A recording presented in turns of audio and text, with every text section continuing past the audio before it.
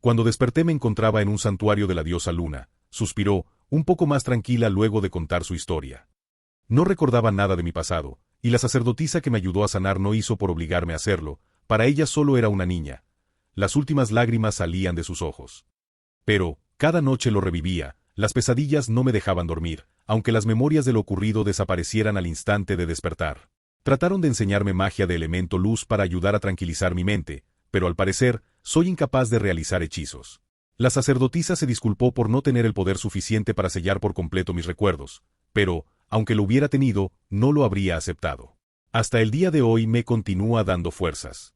Puedo entenderlo, asintió con calma. Cinia se giró para mirarlo. Los músculos de su rostro recordaron la alegría de sonreír con dulzura y tranquilidad, sin emociones demasiado profundas. A mí también me dan fuerzas aquellos seres amados que perdí, amigos, compañeros, familiares.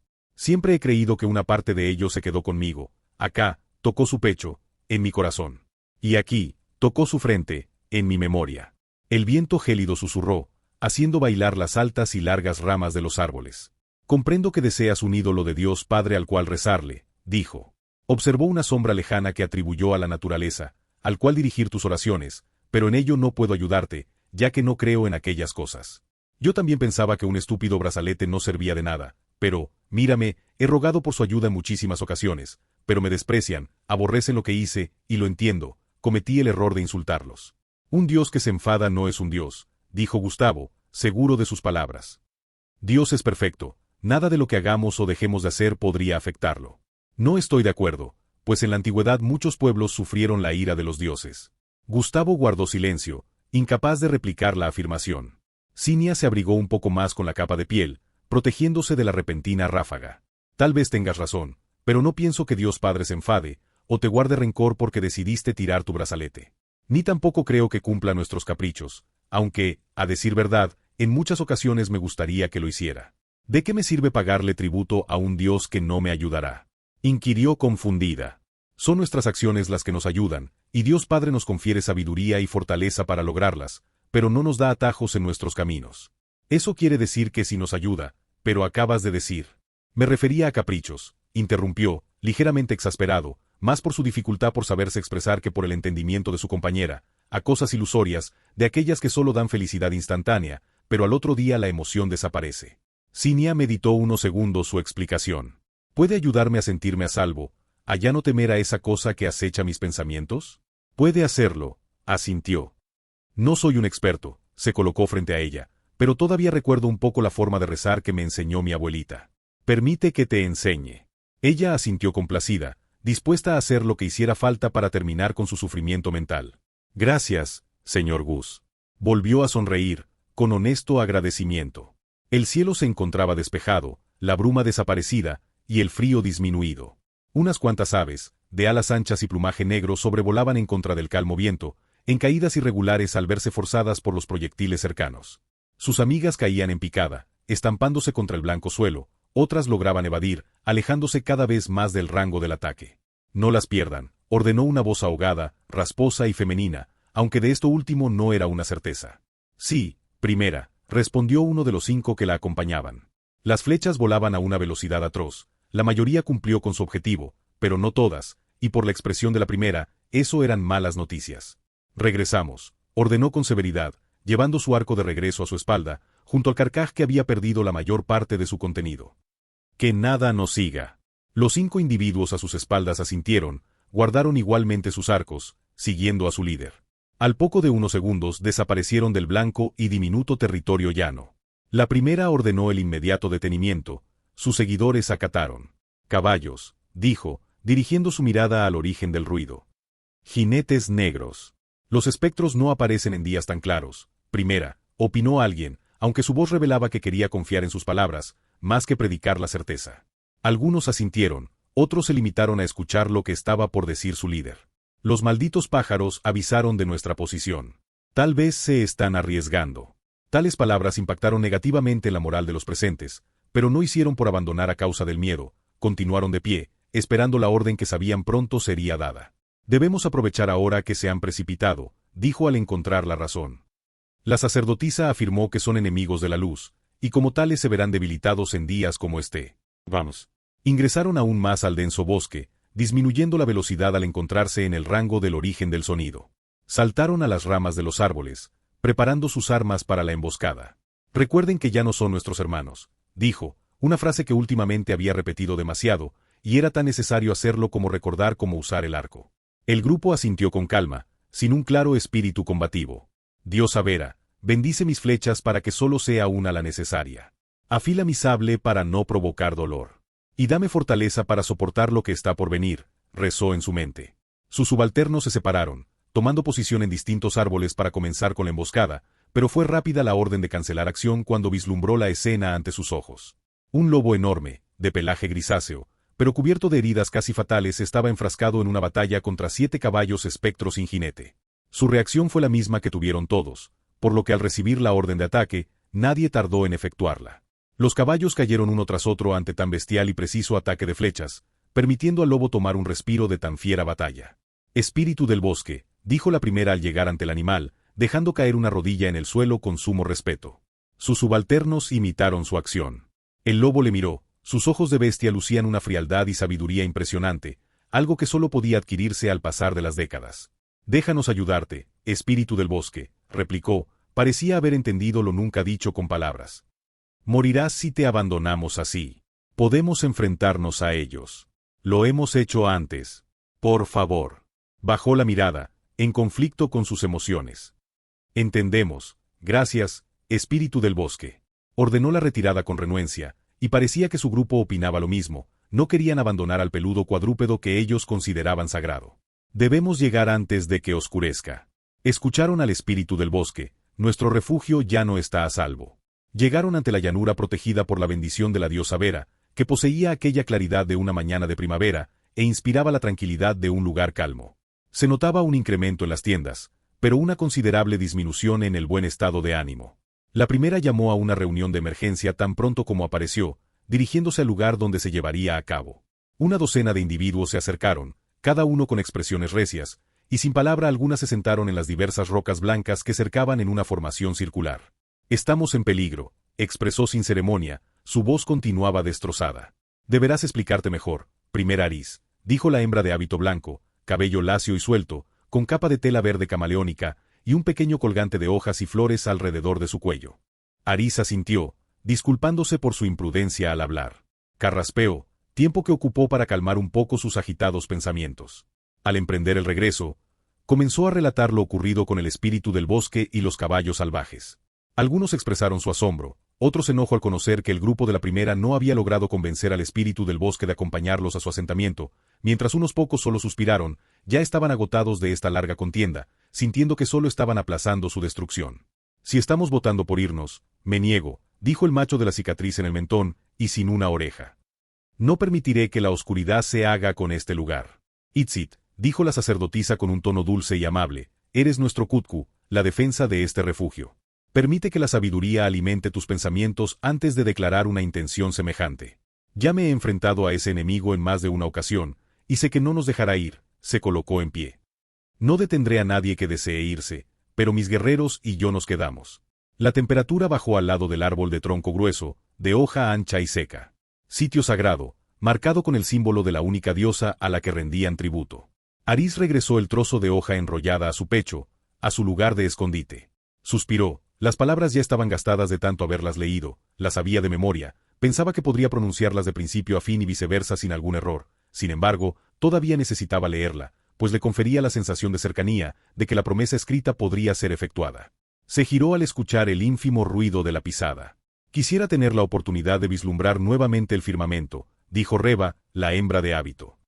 «De maravillarme con la falsa estática de las estrellas, de desvelar los misterios ocultos en cada astro. No deseo seguir observando una ilusión, ni la densa bruma que asfixia». Aris mantuvo la expresión solemne, no había palabras de consuelo que pudiera decir, nunca había adquirido tal habilidad. «Conozco al clan Itol», continuó con una sonrisa suave. «No lo había comentado, pero conocí a tu madre». Guardó silencio por un instante al percatarse del brusco cambio de expresión de la primera. «Tiene su misma mirada, imperturbable y directa. Y al igual que tú, una arquera. No me compares con ella», interrumpió con frialdad. Apretó el puño, y sus ojos penetraron la esencia de la sacerdotisa. Solo quería hacerte saber que conozco la personalidad de tu clan, distantes y determinados, fieros y leales. Así que no debes preocuparte por no poder decir nada que pueda alimentar mi ilusión. Entiendo lo que vivimos, y Nuestra Señora permita equivocarme, pero el bosque ya no nos pertenece. Mientras nos quede aliento, no hace falta recitar tu juramento. Reconozco el valor de los guerreros en un conflicto. Fui de las voces cuando todos éramos un solo clan en el apoyo de la creación de una milicia. ¿Qué edad tiene?, inquirió con una mezcla de desconcierto y sorpresa. Era una niña cuando la diosa Vera nos transportó a estas tierras, confesó, mientras sus ojos se perdían en un tiempo tan lejano que resultaba en una bruma parecida a la acontecida fuera del refugio. Sí, asintió antes de las preguntas que sabía serían expresadas. Conocía a Nuestra Señora y al gran Señor del Bosque. La magnificencia de tales individuos no puede ser descrita con palabras. Pero, ¿cómo? Fui el obsequio de la naturaleza a una madre sin pareja, extraída de las raíces del gran árbol de la vida. Profetizada en tiempos antes del fin de una era, con la misión de convertirme en el soporte de nuestra raza. Aris logró percibir la tristeza en lo profundo de sus ojos azules. Lo lamento, primera, negó con la cabeza, entendiendo que su afirmación podría ser la causa de una esperanza falsa, pero no tengo el poder que me gustaría poseer en estos momentos, nunca lo tuve. El único talento con el que nací fue el de la lastimosa eternidad. El susurro del viento rodeó las cercanías, callándose al poco de los segundos.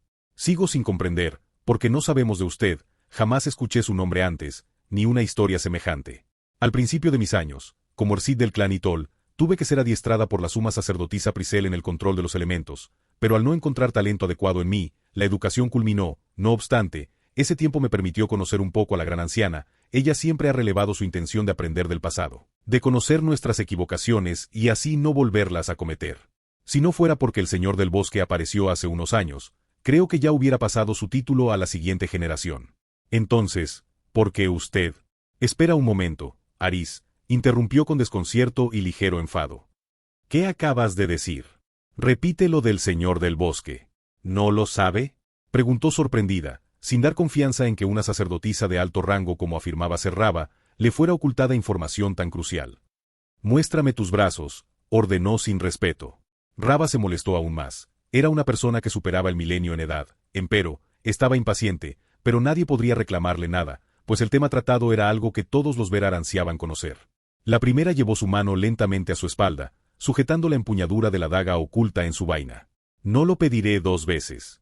Raba inspiró profundo al reconocer la acción de la hembra, y no dudó al obedecer, admitiendo que en esta ocasión tenía culpa total. No estoy contaminada, dijo, recuperando la compostura, y sería imposible haber entrado al refugio si lo hubiera estado. Ahora, con amabilidad deseo me cuentes lo ocurrido con el Señor del Bosque. Nada es impenetrable, me lo ha enseñado el enemigo, dijo, sin quitar su mano de la empuñadura del arma. Pero hablaré, si me respondes y me satisface tu respuesta. Si no, lo lamento, pero no te dejaré escapar.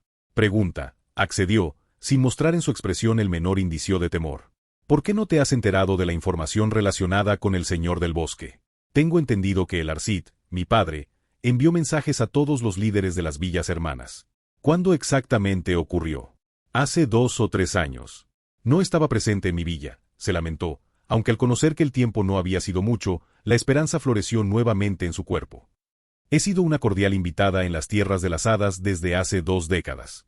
Fue hasta hace 1 año y 2 temporadas transcurridas, cuando Itzit se presentó ante mí comentando lo sucedido con los aliados de la oscuridad. El resto ya lo conoces. Ahora, por favor, si te ha satisfecho mi respuesta, dime todo lo relacionado con la llegada del Señor del Bosque. Aris asintió. Después de escuchar su breve historia comprendió el por qué no había recibido la información, y sus ojos claros pertenecían a alguien inocente. Tal vez no podría confiar completamente en ella, pero tampoco desconfiaba.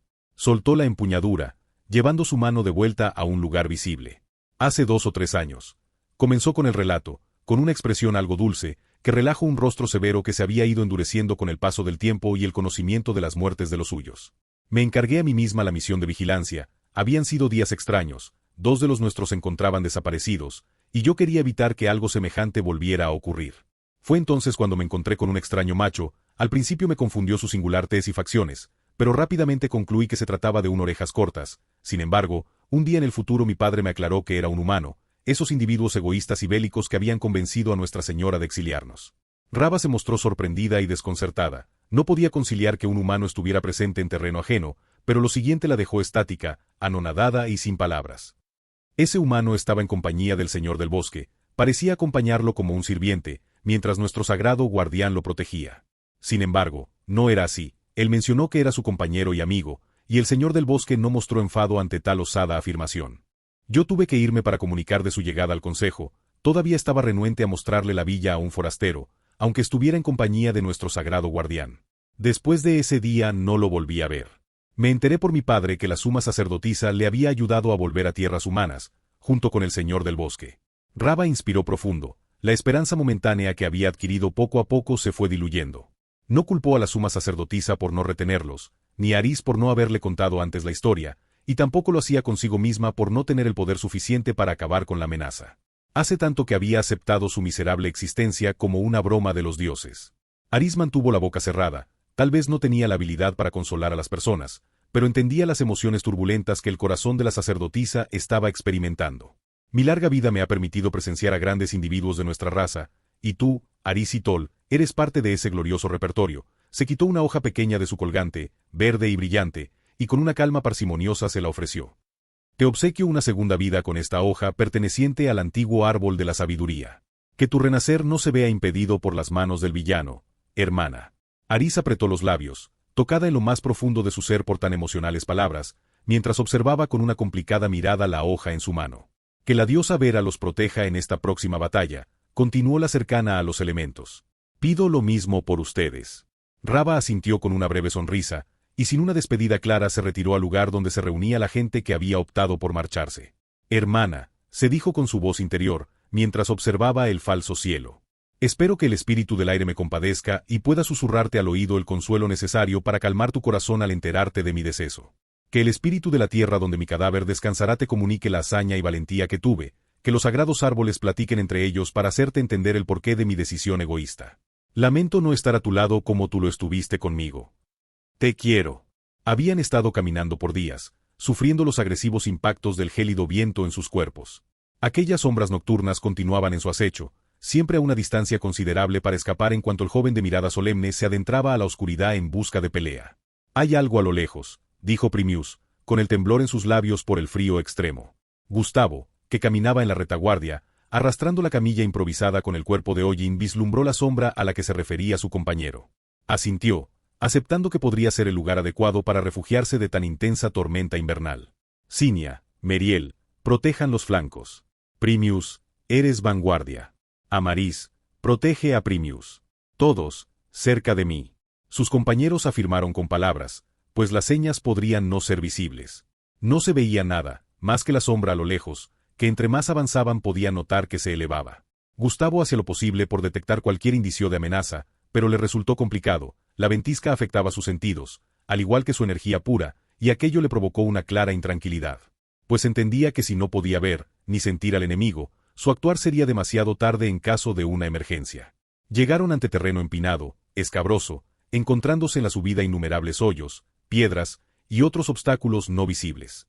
Primius cayó al suelo, y la maga tuvo la amabilidad de tenderle una mano de apoyo, que el expríncipe sujetó con agradecimiento y vergüenza. Meriel tuvo la burla en la punta de su lengua, pero la contuvo, sonriendo para sí misma de lo ácido que habría sido su comentario.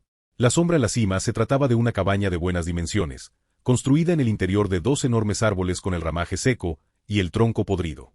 Gustavo notó la extrañeza de la ventisca, la cual había disminuido su intensidad al instante de llegar a la cima. El frío era constante, pero no demasiado como lo había sido segundos antes, y el viento no parecían cuchillas al rozar la piel. Descansemos dentro, sugirió Primius, impaciente por entrar al refugio. No, dijo Gustavo al instante, no sabemos qué podría estar dentro, será mejor que yo entre y lo averigüe, ustedes esperen. Meriel, Cinia.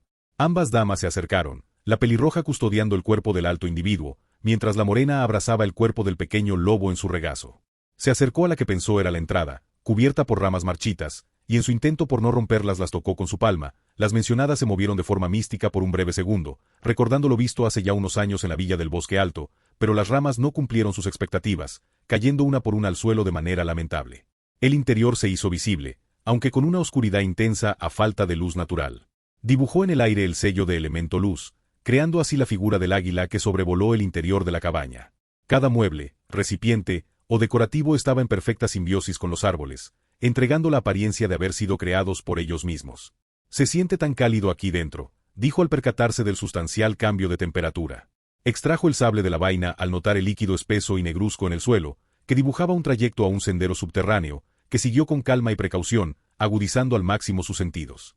El águila que lo había adelantado y con su orden cruzó el umbral se posó en un instrumento similar a un báculo metálico, con un artilugio arcano en su ápice, que se asemejaba al dibujo de un sello, totalmente desconocido para él. Se detuvo, su mirada aguda notó la extrañeza de los alrededores, era como un velo ante sus ojos, podía ver, pero había algo que impedía que pudiera hacerlo con claridad. Levantó la palma, tocando la nada, y entonces tuvo la certeza de la protección debilitada que lo rodeaba. Sus dedos imbuidos con su energía pura rompieron el muro que lo separaba de la verdad.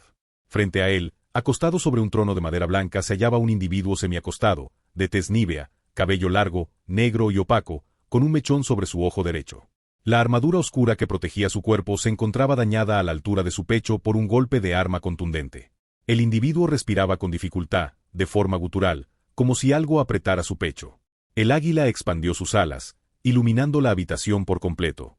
Volvió a detenerse, apretó la empuñadura de su sable, y su sangre hirvió en cólera al notar las venas negras que recorrían el cuerpo del individuo. Por el Divino Padre.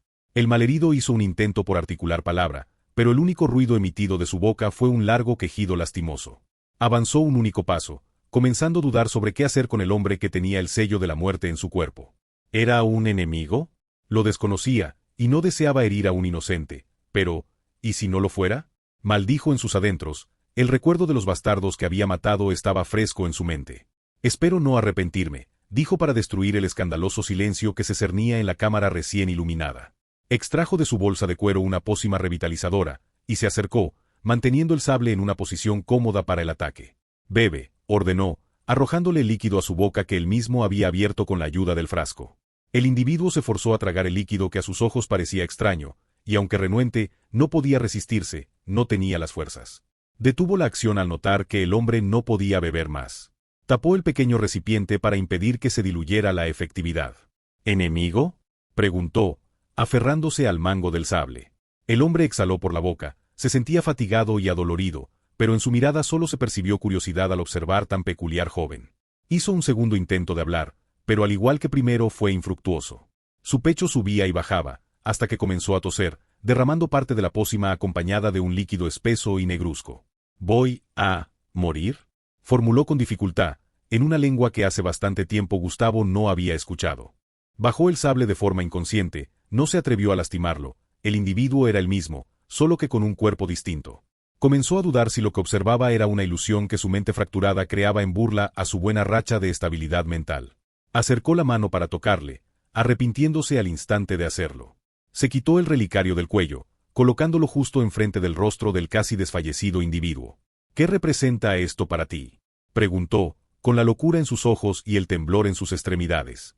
El moribundo mostró confusión ante tan extraña pregunta, pero luego una sonrisa floreció en su rostro, tan débil como él mismo. «Gracias». Fue turno de Gustavo de mostrar confusión. «¿Por qué me agradeces?». El macho volvió a toser. La poca energía que su cuerpo adquirió gracias a la poción desaparecía con rapidez. «Me ayudaste a olvidar, por un momento, mi destino». Fue tranquilizador. Cerró los ojos, con la fuerza ya extinta de su cuerpo. Gustavo arrojó el sable al suelo al verlo.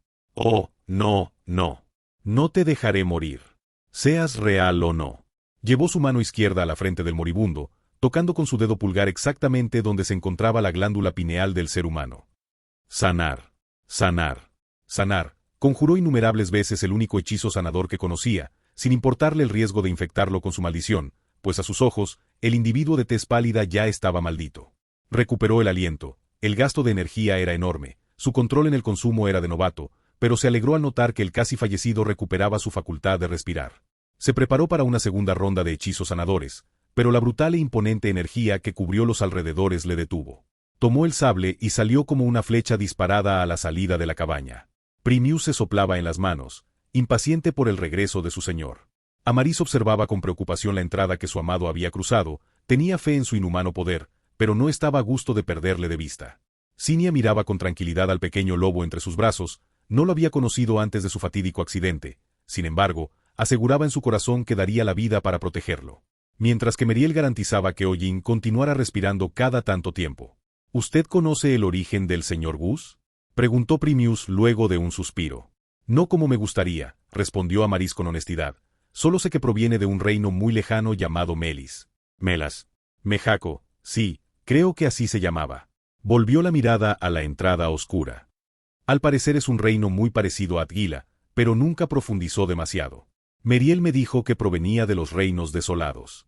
Es posible, asintió, pero no puedo garantizarlo. Cuando lo conocí la mujer de cabello rojo no lo acompañaba. Estaba solo, y aseguraba que había sido forzado a abandonar su reino. Primius mostró sorpresa ante la revelación. Había creído que Meriel servía a Gustavo desde muy joven.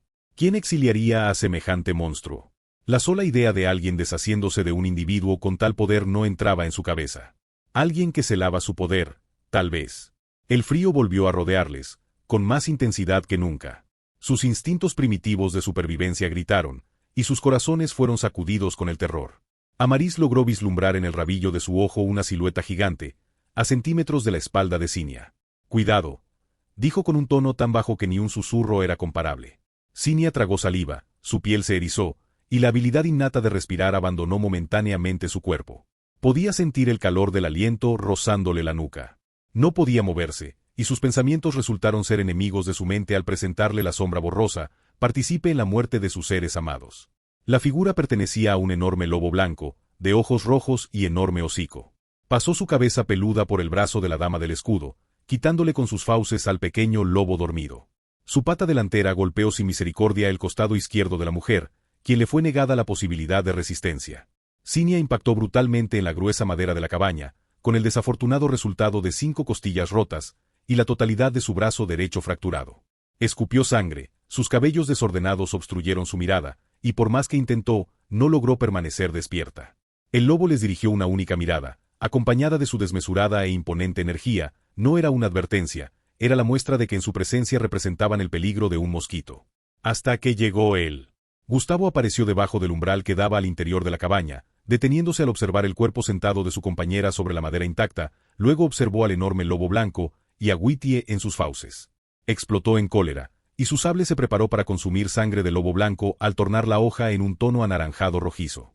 Se impulsó con su pierna dominante, sus sentidos le advirtieron sobre la presencia que se acercaba por su flanco izquierdo, por lo que, con rapidez bloqueó lo que resultó ser una embestida. El impacto fue doloroso, pero no lo suficiente. 2 enormes lobos aparecieron a cada flanco de su compañero blanco. Uno tenía el pelaje de color azul cielo, mientras el otro lo tenía grisáceo con matices negruzcos. El cánido de pelaje blanco desapareció, junto con Whittier. ¿Una vida por una vida?, cuestionó en el mismo idioma, mientras observaba con furia a los compañeros del blanco. Los mataré si le hacen daño. El lobo de pelaje grisáceo le concedió una última mirada antes de desaparecer en la furiosa ventisca, que se intensificó sobremanera. Gustavo, Cinia no se encuentra bien, dijo Amaris después de llegar ante la guerrera del escudo, depositando una poción revitalizadora en sus labios, y teniendo cuidado en no ahogarla. Gustavo se quedó mirando la nada blanca, con furia y renuencia, pero hasta su enloquecida mente comprendió que su estado no era el óptimo para la batalla, y en especial con las 2 vidas pendiendo de un hilo. Se volvió a sus compañeros, apretando con fuerza la empuñadura de su sable. La cabaña no representa ningún peligro, pueden entrar. Primius bajó el cuerpo de Cinia a la extrañamente cálida madera de la superficie, para inmediatamente ayudar a su compañera Meriel con la camilla que cargaba al enorme individuo de nombre Hollin. Amaris volvió su atención a la entrada, aquella por donde se podía observar tan devastadora y cruel tormenta invernal. Los vientos gélidos y furiosas ráfagas, que por alguna razón afectaban a la cabaña en menor medida, se mostraban inclementes con cualquier ser vivo, pero sobre todo, con aquella borrosa silueta de pie, con un arma en mano. «¡Maldita sea!», escuchó gritar en un idioma desconocido, empero, no por ello no fue afectada por la enorme carga emocional. Meriel soltó la camilla con cuidado, apartando la mirada al encontrarse con los ojos preocupados del expríncipe. Apretó los labios, los puños, pero las lágrimas salieron sin querer detenerse. Le dolió muchísimo el secuestro de Whittier, y la frustración por nuevamente ser incapaz de ayudar inundó su corazón, pero el grito lamento de su señor fue brutal para su persona. De los presentes, ella era con seguridad la que más conocía la relación que tenían Gustavo y Whittier, por tanto, sabiendo lo que representaba para el muchacho la pérdida de su buen amigo, no pudo sino caer desconsolada, frustrada y avergonzada consigo misma. «¿Estás bien?», Preguntó Amaris al verle cruzar el umbral de la entrada. Gustavo le miró, limitándose a ignorar la estúpida pregunta. ¿Cómo está? Preguntó sin emoción en su voz, con los ojos posados en el cuerpo de la dama durmiente. No lo sé, dijo Primius con vergüenza. No hay peligro de muerte, respondió Amaris, sin verse afectada por la anterior actitud maleducada de su amado. Sin embargo, sus heridas son demasiado profundas, y el poco conocimiento que poseo me dice que su recuperación será casi imposible si no encontramos a un sanador bien versado. Gustavo sacó la última pócima de vitalidad de nivel excelente que tenía en su posesión, estaba a la mitad, y deseaba de todo corazón que fuera suficiente para ayudarle a levantarse nuevamente. Se acercó al oído izquierdo de Cinia, y con una voz baja, grave y severa le susurró. Te prometo que esto no quedará impugne. Se colocó en pie, concediendo el frasco con el líquido maravilloso a las manos temblorosas del expríncipe. ¿A dónde vas?, inquirió la maga. A verificar que no esté perdiendo la cordura, dijo, sin volver la mirada. El recuerdo del secuestro de su pequeño amigo retumbaba en su mente, podía verlo en las fauces del enorme animal, y sabía que solo manteniendo su mente y manos ocupadas la volátil furia no causaría un cataclismo en este mundo de nieve.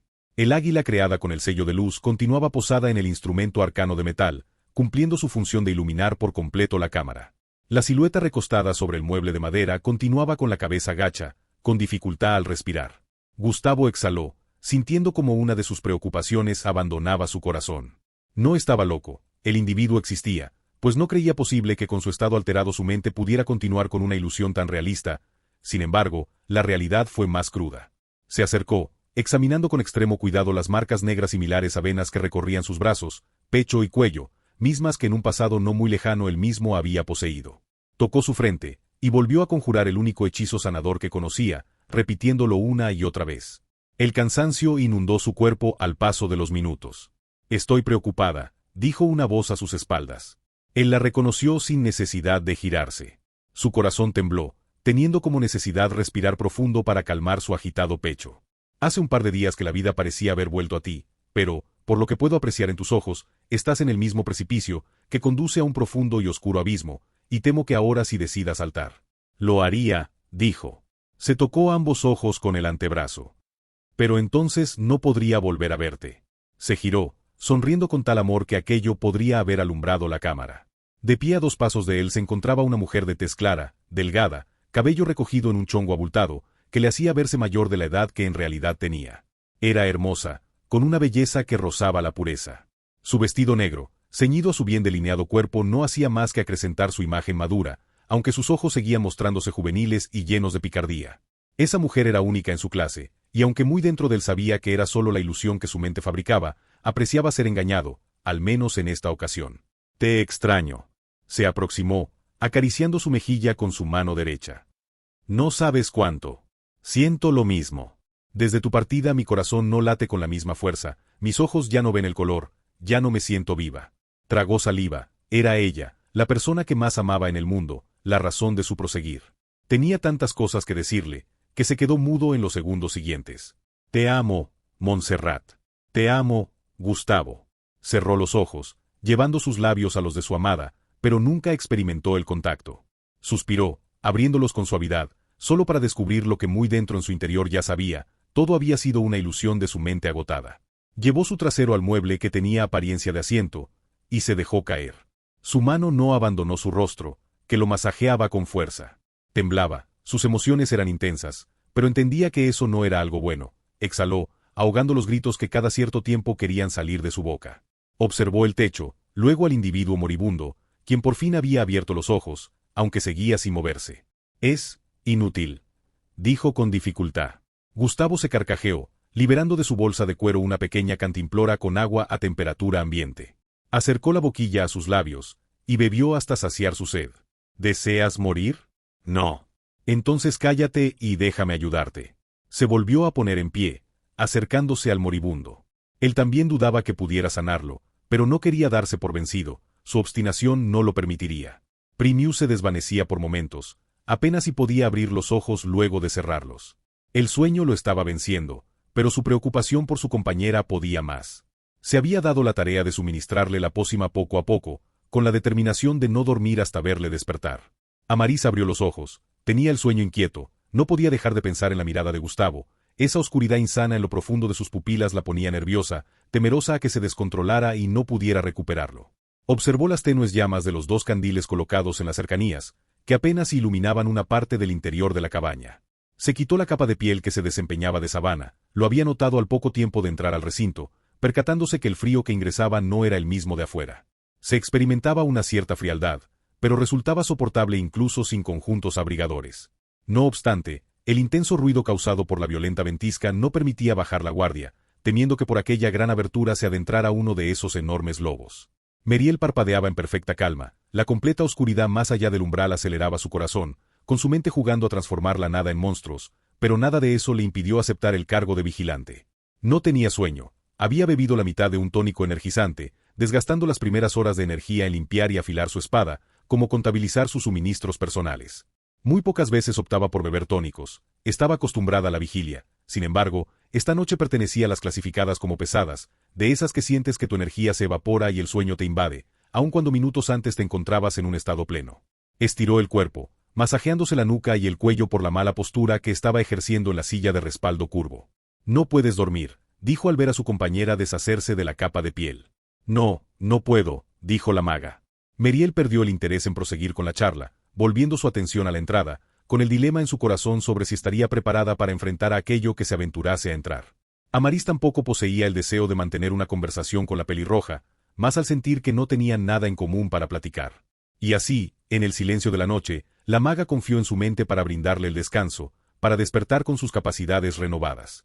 La pesada madrugada se dio ante la luz del alba, en un espectáculo glorioso que se pudo observar desde la entrada de la cabaña. La ventisca que unas horas antes había atormentado al pequeño grupo, ahora se encontraba desaparecida, y por primera vez en días se lograban percibir los claros rayos del sol al cruzar por el blanco territorio. Primius descansaba en el pecho de la durmiente guerrera, que con un respirar calmo denotaba su veloz recuperación. «Mi señor», dijo Meriel al verle aparecer, sorprendiéndose por la carga a su hombro de apariencia humanoide. «Saldré unos momentos», dijo, consciente de la pregunta que estaba rondando por la mente de su compañera. «Usted. Descansa, Meriel, te necesitaré en buenas condiciones». Lo observó desaparecer tras el umbral. Ella asintió, inspiró profundo, dejándose caer sobre la silla de madera de respaldo curvo que había dejado para aligerar el dolor en sus nalgas. Gustavo se dirigió colina abajo, su plan lo requería.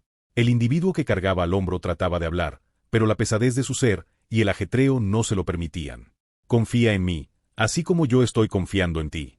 Llegaron ante lo que en verano se consideraría una preciosa pradera, que ahora se encontraba cubierta por la nieve, tan alta que llegaba a sus rodillas.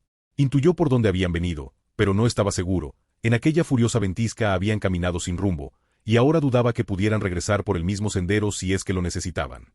«Espero no te moleste tanto el frío», dijo al poner la silla de madera recién extraída de su bolsa de cuero en el suelo, para de forma inmediata depositar ahí el cuerpo del moribundo.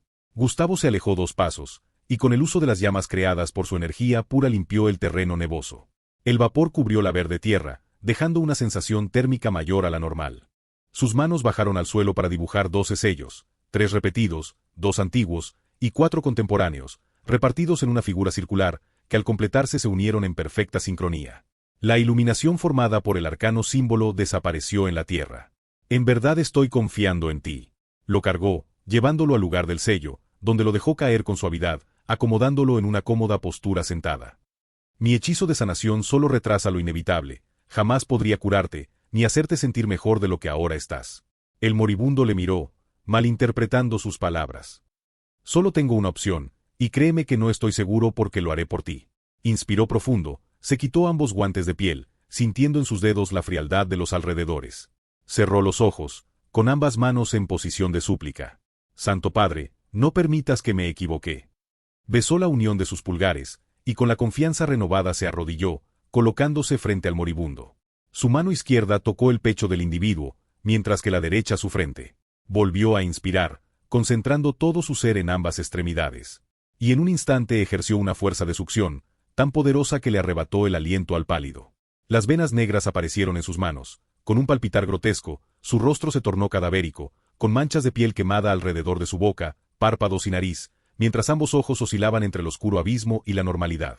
El pálido presenció hasta el mínimo cambio en Gustavo, y le aterró al pensar sobre su procedencia. Sin embargo, el repentino sufrimiento le hizo olvidar cualquier pensamiento en su mente. Las venas negras que ensuciaban varias partes de su rostro, cuello, brazos y pecho, comenzaban a desaparecer, provocando que el dolor se incrementase, pero la sensación de pesadez disminuyera. Gustavo apretaba los labios para no gritar. La risa enloquecida de su mente retumbaba en sus oídos por la estúpida acción que había creído inteligente, pero ya no había tiempo para detenerse, era mejor terminar y esperar que su confianza no estuviera equivocada. Culminó con el acto al percatarse que ya había consumido la totalidad de su energía de muerte, junto con una considerable fracción de su energía vital. Tosió al suelo un gargajo de sangre negra. La sensación de asco invadió su estómago.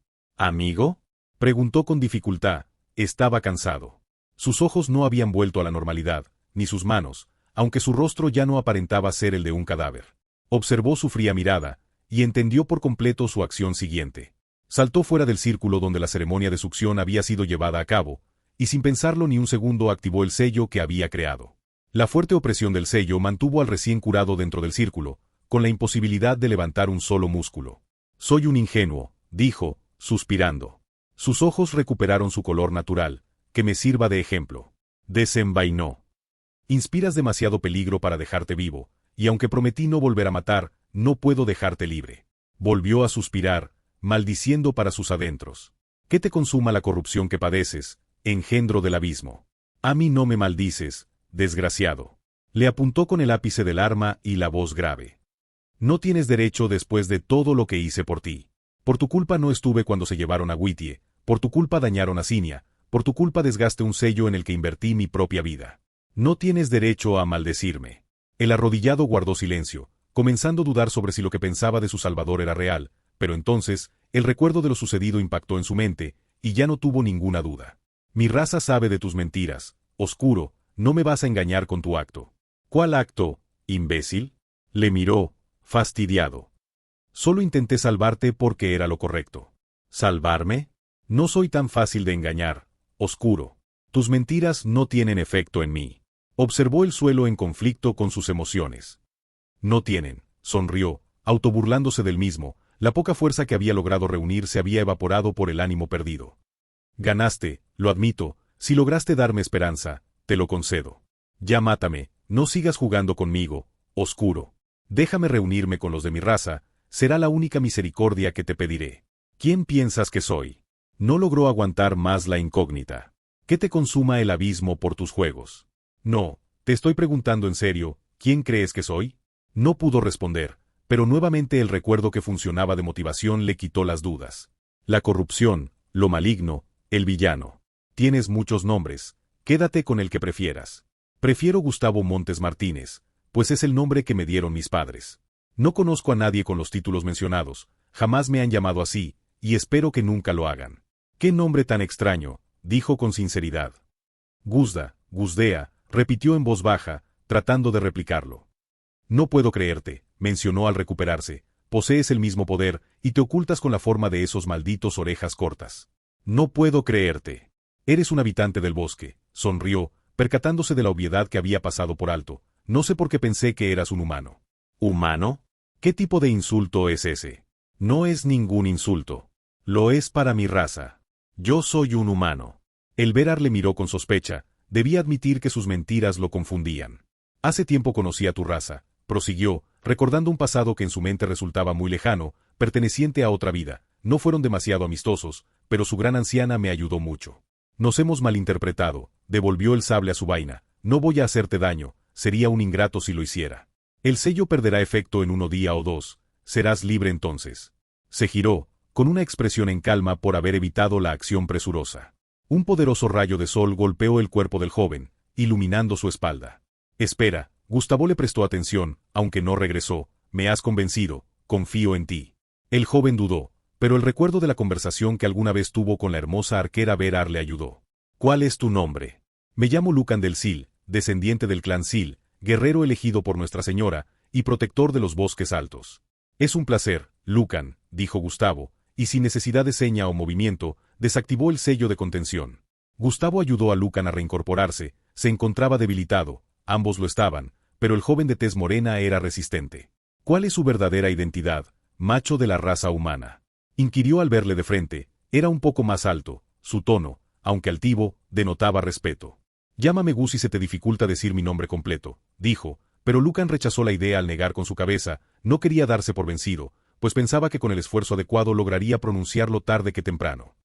Macho de la raza humana suena horrible. Soltó una carcajada, y se sorprendió por todavía poder sonreír, mas tal pensamiento hizo que su semblante alegre se extinguiese. Soy un guerrero de la raza humana, prosiguió al ver sus constantes intentos por pronunciar su nombre, un soldado, al parecer, igual que tú. Lucan hizo una mueca, desistiendo el acto de replicar la adecuada pronunciación de una entonación nunca antes escuchada. Carraspeó, enfocando su atención a lo realmente importante. Sigo sin comprender, ¿cómo puede estar aquí? El desconcierto en su rostro era cada vez más intenso, mientras sus ojos claros se desplazaban entre el esplendor del cielo y la figura seria de Gustavo. Los ancestros siempre han dicho que fuimos separados del mundo verdadero, que no podemos salir, fue el intercambio por la paz.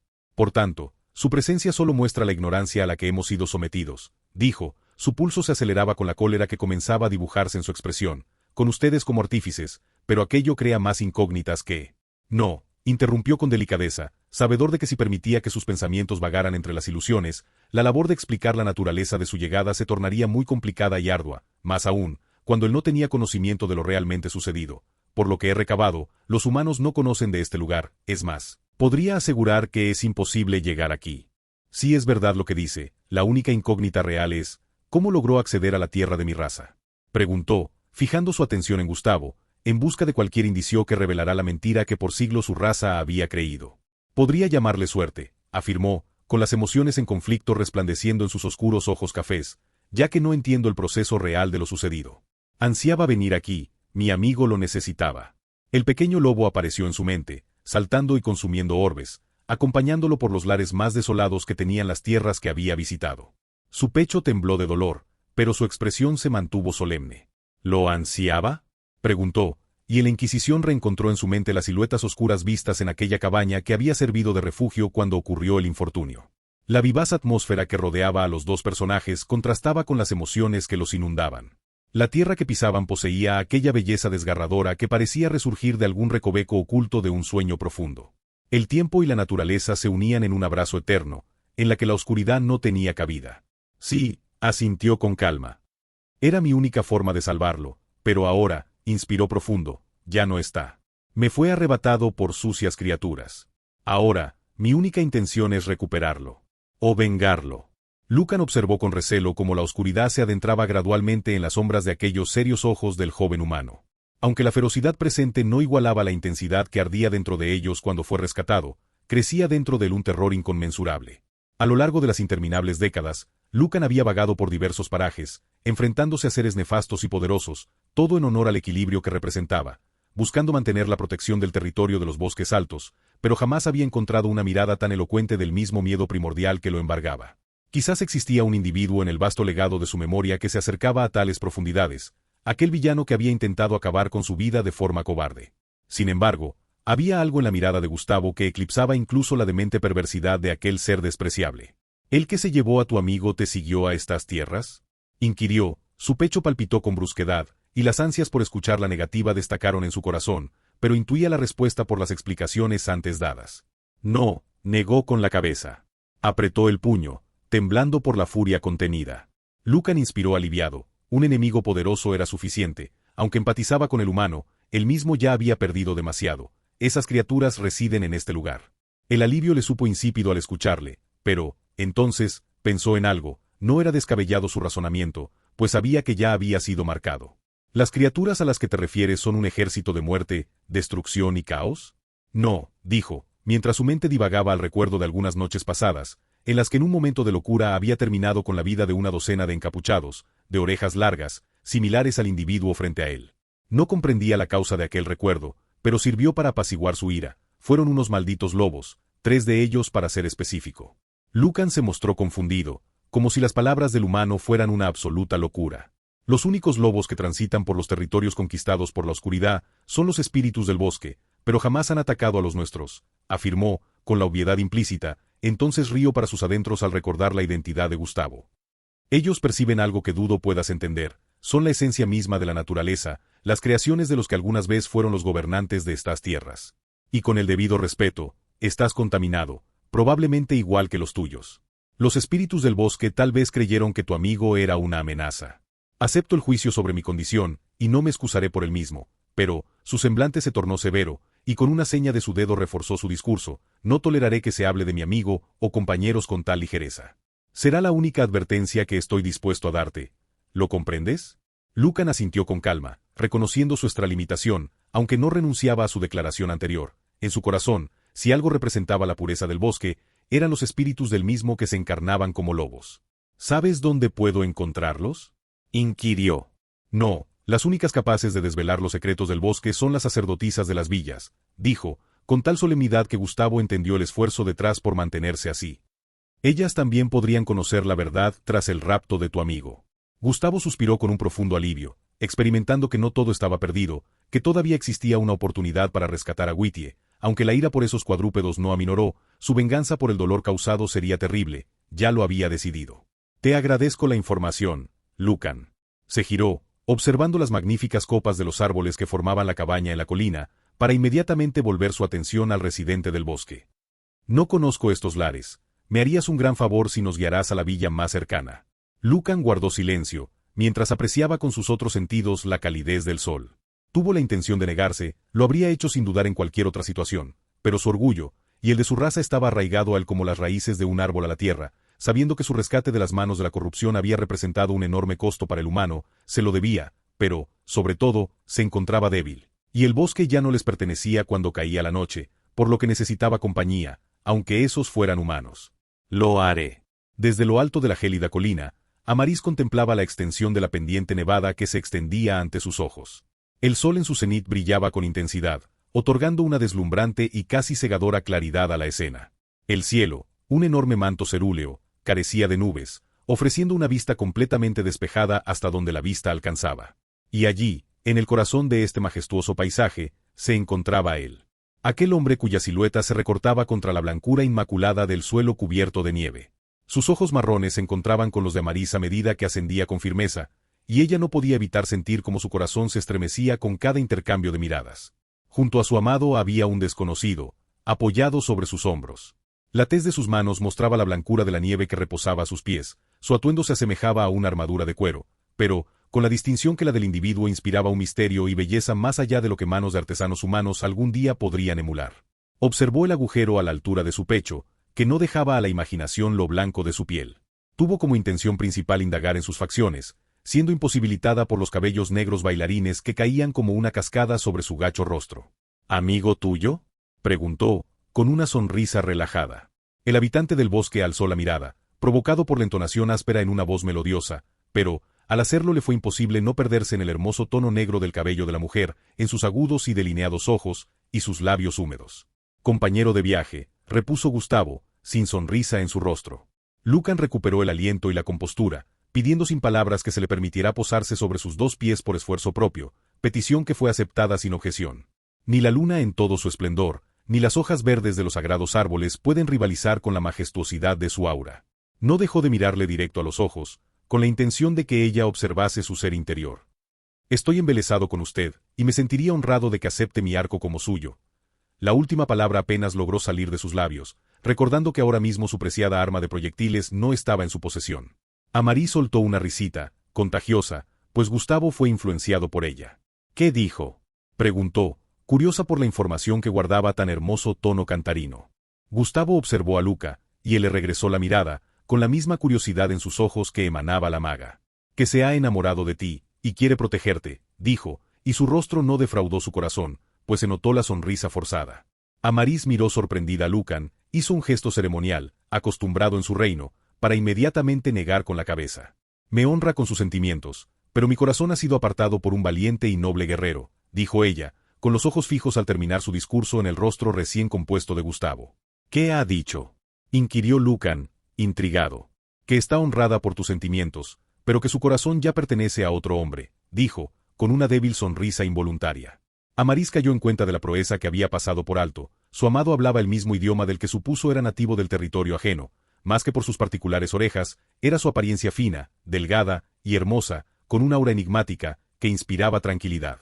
Me he dejado llevar por la gracia de su aura, y hermosura singular, reconoció, perdiendo la totalidad del ánimo que la seductora acción le había concedido, más entiendo que somos individuos de razas distintas, y por ende, incompatibles.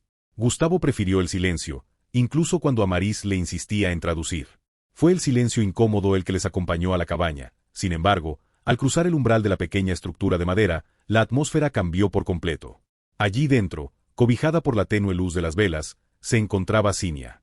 Su frágil cuerpo recostado sobre la rugosa pared de madera, sus párpados oscilaban entre la vigilia y el sueño, sus ojos apenas despiertos, cargados de misterio y dolor. Su mano descansaba sobre su pecho, donde un ritmo irregular de latidos marcaba su lenta pero evidente recuperación. Gustavo suspiró con una sonrisa, y en un rezo con su voz interior agradeció a su Dios. Meriel yacía en un profundo sueño, acostada sobre su brazo derecho que reposaba en la mesa de madera, donde la vaina y su espada le hacían compañía. Sus cabellos rojos protegían con recelo su rostro mientras su brazo izquierdo se balanceaba con ligereza cada tanto. Gustavo se acercó a su compañera, agachándose humildemente ante ella para evitarle cualquier incomodidad. «¿Cómo estás?», preguntó con una voz suave, sin querer molestar al expríncipe que dormía cerca. De forma simple. «Señor Gus, estoy jodida», respondió con un tono ronco y débil, tosiendo para liberar su garganta seca. Gustavo sonrió de forma involuntaria, sacando su cantimplora de cuero de su bolsa con un toque calmo. Sin perder ni un instante, vertió un poco de agua fresca en la boca de la guerrera, escuchando el sonido agradable del líquido cayendo suavemente sobre sus labios agrietados. «He encontrado una pista de tus atacantes, y créeme que les haré pagar por lo que te hicieron», prometió. Sus ojos brillaron con resolución, aferrándose al odio que podía sentir como emanaba de su corazón. «Gracias, señor Gus, pero no es necesario. Estoy bien. Esperaré hasta que te recuperes. Si mantienes esa opinión, la respetaré. Pero, aún así iré por ellos. Lo deben por lo que le hicieron a Whittie». Cinia asintió con calma, comprendiendo las emociones de venganza en el corazón del joven. Ella misma las poseía, aunque estaban destinadas a otro tipo de criatura. Al ponerse en pie, dirigió su atención hacia Lucan, el habitante del bosque, y con mirada solemne, le instó a acompañarle hasta las profundidades del sótano. Lucan asintió, permitiéndose un último vistazo hacia Maris, y así admirar una vez más la belleza mística que ella encarnaba. En ese momento, Gustavo invocó una vez más su magia, y una nueva águila de luminiscencia brillante surgió, como un estandarte de resplandor ancestral, descendió suavemente donde mismo, sobre el báculo metálico. La figura sombría de Lucan se materializó en breve, los recuerdos del pasado influían en su semblante, donde quedaban reflejados los sentimientos más profundos de odio que su raza había ignorado por siglos. Su mirada se clavó en el asiento que había sostenido su cuerpo destrozado y moribundo, sintiendo así renacer la ira contra el enemigo responsable de haberle sumido en aquel infausto estado de dolor y sufrimiento. «Antes de partir», dijo Gustavo con un tono calmo, «quiero que me informes sobre todo lo que ha ocurrido. No omitas nada». Lucan se volvió a él, asintiendo de forma solemne. La oscuridad descendió, tan preñada de silencio y deslizándose con tanto frío como lo había hecho en el último año. Los rayos de luna se zambullían en la noche, creando un tapiz de un infinito abismo. Sus ojos, tan desgastados como el cuero viejo, sondeaban el nocivo panorama, reacios a permitir que los párpados cedieran al dulce abrazo del sueño.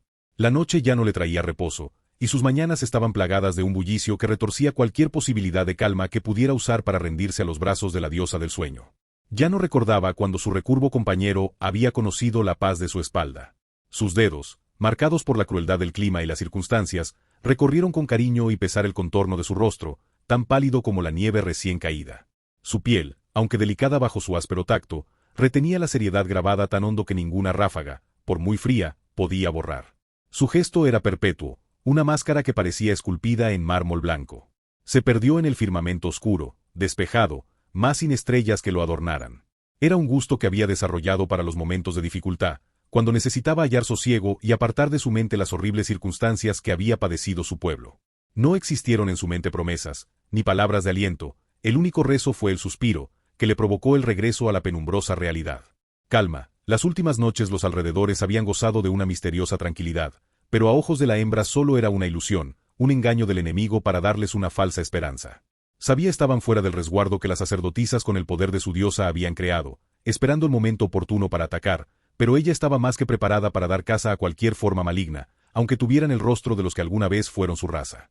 El árbol grabado con la señal de la diosa Vera perdió una de sus preciadas hojas, de un hermoso y brillante verde, pero con manchas amarillas recubriendo su superficie. Debilidad, supuso Arisa levantarla, su corazón tembló, entendiendo que el tiempo que había estado esperando en silencio, pero no deseando, había llegado. Apuntó al cielo oscuro con una flecha elemental de luz pura, una de las pocas que todavía tenía en posesión. El arco se tensó, y con un suspiro, dejó volar el proyectil al horizonte. La punta de luz se desplegó en un resplandor brillante, una señal que se extendió por todo el campamento. Una alerta que cada alma presente recibió, exhibiendo en sus rostros expresiones contrariadas.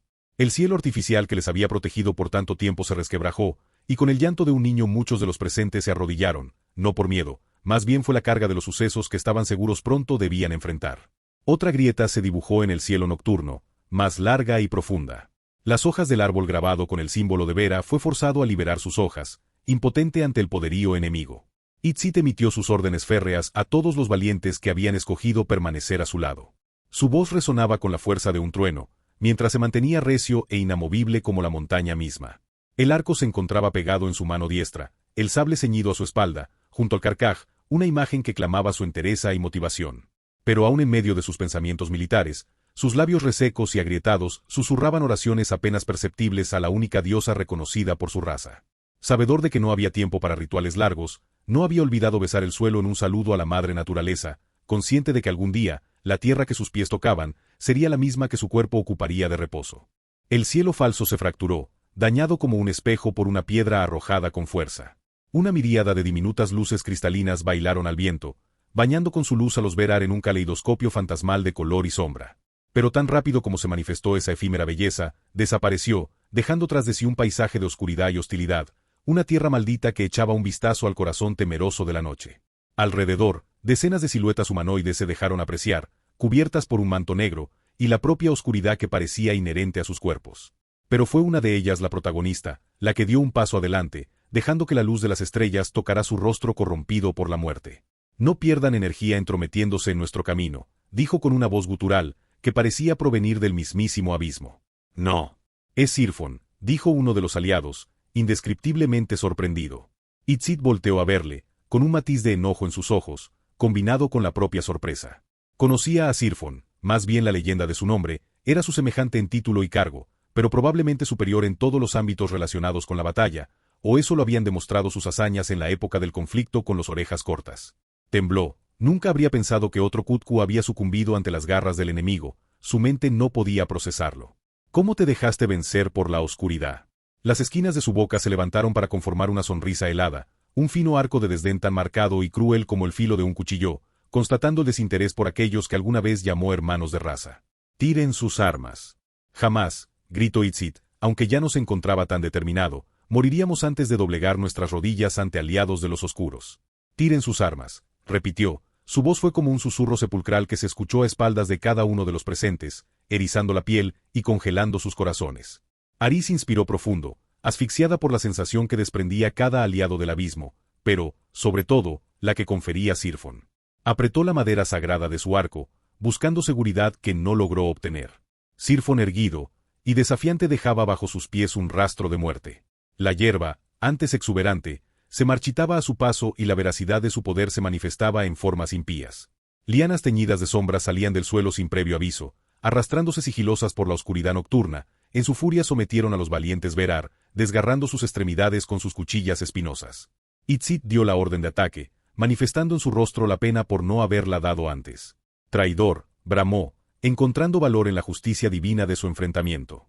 La lucha de la luz contra la oscuridad, de lo correcto contra lo impío, una batalla crucial para la supervivencia de su raza. Aris serpenteó sobre el frío terreno de tierra, cortando con su preciada daga de acero elemental las oscuras lianas que se levantaban en un intento por someterla. El sudor le enfrió el rostro, mientras el aire dificultaba su respirar. Las sombras del enemigo aparecieron ante ella, tratando de hacerse con su cuerpo de manera salvaje. Uno de esos brazos oscuros, corrompidos por el abismo, le sujetó del cuello de la túnica, pero su rápido corte con la daga le salvó. Eran demasiados enemigos, y con cada minuto que pasaba se perdían aliados. Desde el comienzo había sido una batalla perdida, y la realidad de aquella verdad fue brutal para los corazones de los sobrevivientes. Su respiración se convirtió en un esfuerzo titánico. Su brazo izquierdo, blanco como la luna plena, se manchaba de un rubí escarlata, siendo su propia sangre el pigmento indeseado. La armadura elemental que una vez vistió inmutable, ahora se resquebrajaba, aguantando por un hilo de vida. Mechones rebeldes se deslizaban desde la coleta en su cabeza, adornando su rostro y oscureciendo su visión. No obstante, lo que más le incomodaba era la penuria de su arsenal, 2 flechas solitarias en su carcaj, las últimas murallas entre ella y sus enemigos. La necesidad llamó pronto a sus puertas cuando un villano emergió de la línea de sombra, amenazante y apenas a unos pasos de distancia. Con una precisión innata, una de las flechas se hundió entre las cejas del adversario. Resultó un respiro temporal, pero un jadeo angustioso arrasó con la efímera serenidad. La suya era una voluntad que rechazaba toda idea de capitulación, no obstante, incluso aquella fortaleza mostraba señales de desgaste. Con un gesto lleno de resignación, se hizo con la última flecha mientras sus ojos, llenos de un extraño y apacible miedo, apuntaban al último blanco de su arco. Sus pupilas encontraron a Itzit, cuya riña era tan feroz que parecía discordante con su propio linaje. Pasó un instante en silencio, un instante plagado de dudas y temores, una pausa en el caos de la batalla. Se quedó congelada, el tiempo pareció dilatarse. Sirfon era un combatiente excepcional, brutal y despiadado, un asesino en toda regla, e Itzit daba fe de ello, pues le estaba experimentando de primera mano. La sangre resbalaba de su mentón, de sus dedos temblorosos, y de la larga y profunda herida en su pecho. Pero su sable de hoja plateada, que reflejaba la minúscula luz lunar, se encontraba impoluta, ni una sola vez había podido asestar un corte en su enemigo. La diferencia de poderes era abismal, lo había intuido desde el principio, pero al quedar demostrado, la verdad fue inimaginablemente cruel. No había esperanza, nunca la hubo. Que tu esencia se marchite, y el tiempo te olvide. Sirfon hizo una mueca de sonrisa, que se observó grotesca por la textura y color de su piel. Soy eterno, dijo. Levantó una de sus manos, materializando la oscuridad en un orbe intangible, con una tormenta de muerte en su interior. Nadie es eterno, solo los dioses. Ja, ja, ja. Eres un ignorante, y perecerás siéndolo. La esfera sobrevoló con una velocidad parsimoniosa, pero ni con toda su lentitud Itzit pudo, o hizo por esquivarla. Su cuerpo comenzó a destruirse por dentro, el dolor fue inimaginable, tanto que no logró vocalizar ni el más mínimo ruido. La sangre salió expulsada de todos los orificios disponibles, convirtiéndolo en poco de unos segundos en una pulpa de carne, amorfa y sumamente asquerosa. Aris tembló ante tan cruenta escena. Un temor profundo y sin precedentes inundó su ser. Su corazón clamaba en un grito sordo, besando la idea de la huida, mientras su mente la reprimía, murmurándole un eco fatídico, denotando que ya era tarde, demasiado tarde. Los adeptos de la penumbra les habían rodeado. Con cada segundo que pasaba sus tinieblas avanzaban, asfixiándoles como una neblina envenenada. Agarró con firmeza el mango de su daga, decidida a no perecer sin poner resistencia. Este acto final era su último deseo, su plegaria final a la diosa que parecía haberles dejado a su suerte. Gritó, su voz un manifiesto audaz de su disposición a enfrentarse a la oleada de adversarios. Sin embargo, la mera visión de Sirfon coartó su impulso. La tiranía que irradiaban aquellos ojos vermellón era abrumadora, tan intensa que el resuello escapó de su cuerpo como si hubiesen exprimido sus pulmones. ¿Por qué?, vociferó, estremecida de impotencia y decepción. Su determinación se retiraba como una marea decreciente, dejando en su lugar una desolación brutal. No debería ser así. La oscuridad no tendría que vencernos. Su daga resbaló de su mano, cayendo al suelo, mientras sus ojos, verdes como las esmeraldas, veían como los proyectiles enemigos se arrimaban a su figura. Suspiró. Adiós, hermana. Cerró los ojos.